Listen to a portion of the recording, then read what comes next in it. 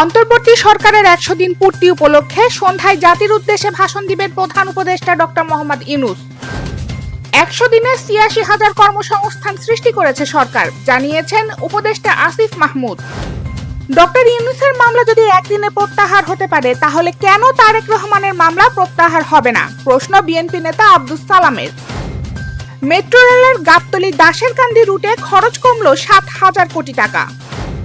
গুম ও নির্যাতনের অভিযোগে র্যাব ও পুলিশ কর্মকর্তা সহ ৫৩ জনের বিরুদ্ধে ট্রাইব্যুনালে অভিযোগ।